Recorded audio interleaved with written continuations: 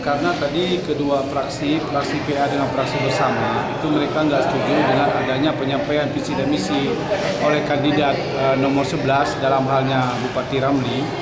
Karena sampai saat ini saudara Bupati Ramli tidak mengakui ala kelengkapan dewan yang baru. Jadi sementara paripurna ini dibentuk dari Bamus. Bamus itu kan dimulai dari ala kelengkapan dewan yang baru. Jadi alangkah tidak benarnya seorang bupati tidak mengakui alat kelengkapan yang baru sesuai dengan PP nomor 16. Makanya kami bersikap tidak mungkin mendengar apa visi misi mereka, apa visi misi beliau. Ya, kehadiran hari ini Pak Ramli sebagai calon. Ya, apakah ini tidak terganggu dengan kampanye hari ini, visi dan misinya?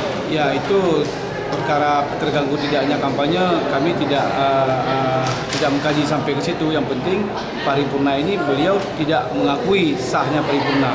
Jadi alangkah tidak etisnya beliau bisa menghadirkan kemari menyampaikan visi misi.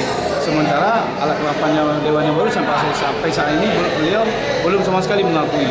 Jadi kami mengambil sikap lebih bagus kami keluar. Berarti kehadiran calon nomor 11 hari ini menurut Dewan dari fraksi bersama dan fraksi Demokrat dan PA adalah calon masih Bupati Aceh Barat, Pak? Ya, demikian. Ya, terima kasih, Pak.